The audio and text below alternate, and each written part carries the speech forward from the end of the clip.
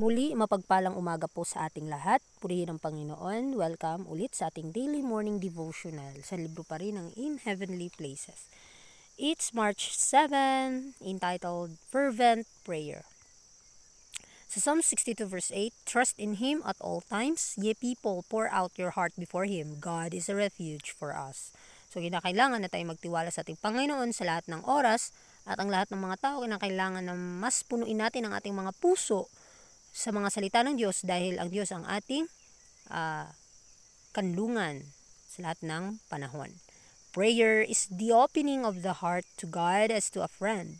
The eye of faith will discern God very near, and the suppliant may obtain precious evidence of the divine love and care for him. But why is it that so many prayers are never answered? Ito yung katanungan na kung ang panalangin ay isang bukas sa puso ng Diyos at sa kanyang sa atin, no? Ang mata ng pananampalataya ay makikita o makakakita sa Diyos na napakalapit niya sa atin sa pamamagitan ng mapagpakumbabang panalangin. At ang lahat ng pagpapala niya ay ipagkakaloob sa atin dahil tayo'y minamahal niya.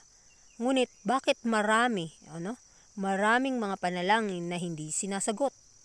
So, bakit kaya? The Lord gives us the promise, You shall seek me and find me when you shall search for me with all your heart. Again, He speaks of some who have not cried unto me with their heart. Such petitions are prayers of form, lip service only, which the Lord does not accept. So, ang Diyos, ang Panginoon mismo ay nagbigay ng pangako sa atin na kung sino man ang naghahanap sa Kanya ng buong puso na may mapagpakumbabang puso ay makakasumpong talaga sa Kanya. Kung tayo o kung atin siyang saliksikin ng mabuti, ng may katapatan, atin siyang mahanap kung atin siyang hahanapin ng buong puso. Ito yung sinasabi niya sa atin na kapag tayo ay magnikluhod, lumapit sa Kanya, tayo ay Kanyang tatanggapin. Ngunit, yun na nga yung katanungan, bakit maraming panalangin ang hindi sinasagot? Dahil marami ngayong umiiyak, nananalangin, ngunit hindi maipapakita sa kanilang puso ang tunay at tapat na panalangin. So, kaya hindi katanggap-tanggap ang kanilang mga panalangin. Kaya nga mga kapatid, kung gusto nating maging katanggap-tanggap ang ating mga panalangin, kinakailangan na mapabanal ang ating pag-iisip, malinis ang ating mga puso sa mga hindi kanais-nais, at kinakailangan ay hindi lamang sa salita natin sinasabi ang katotohanan, kundi pinapakita din naman natin sa mga gawa upang maparangalan natin ang ating Panginoon dahil mayroon tayong pinapakitang bunga ng ating pananampalataya. There is need of prayer, most earnest, fervent, agonizing prayer, such prayer as David offered when he exclaimed, As the heart panteth after the water brooks, so panteth my soul after thee, O God. So, ang pangangailangan na marirealize natin sa ating sarili na nangangailangan tayo sa ating Panginoon sa pamamagitan ng panalangin na may katapatan at mapagpakumbabang panalangin na may taus-pusong ipinagkaloob sa Kanya ating buhay, yung panalangin na hahawak talaga sa Kanyang pangako na may pananampalataya at pag-ibig. Ito yung panalangin ni David na inoffer niya sa ating Panginoon na nauuhaw siya.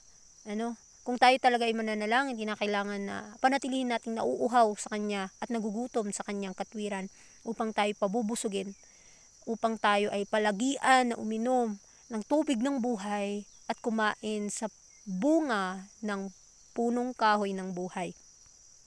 I have longed after thy precepts, I have longed for thy salvation, my soul longeth, yea, even fainteth for the courts of the Lord. My heart and my flesh crieth out for the living God. My soul breaketh for the longing that it hath unto thy judgments.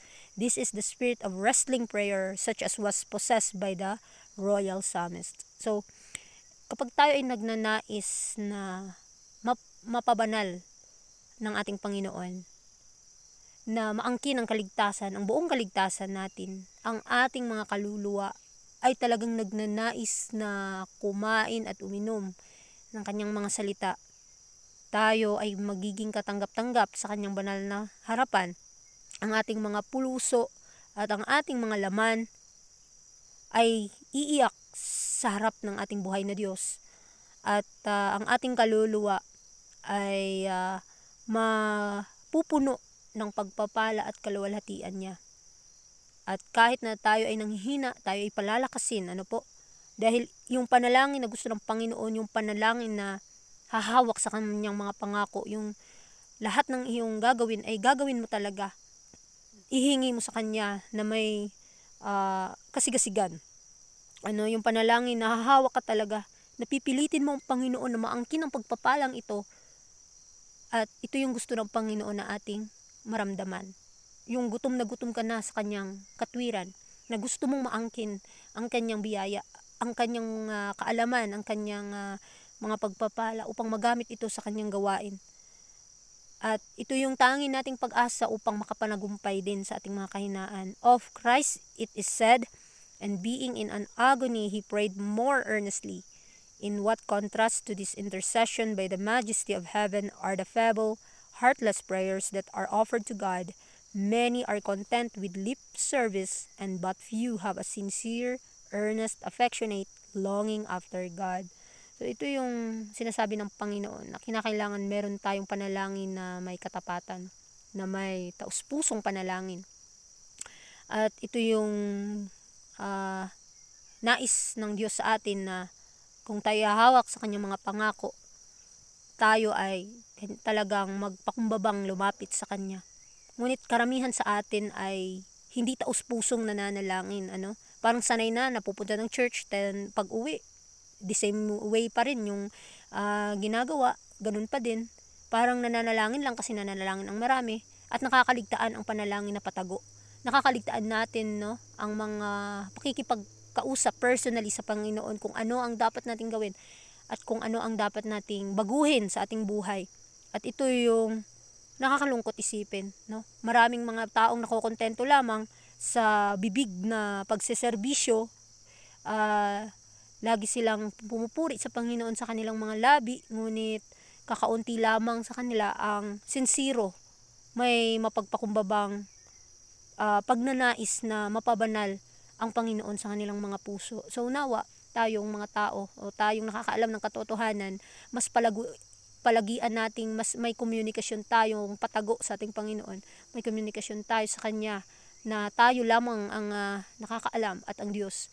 Dahil doon tayo mas pinapabanal ng Kanyang mga salita. Mag-aral po tayo ng Kanyang mga salita na may mapagpakumbabang puso, at upang mahanap nga natin ang katotohanan, hilingin natin sa Kanya ang na tayo mapagpatibay at malakaran natin na may katapatan ito.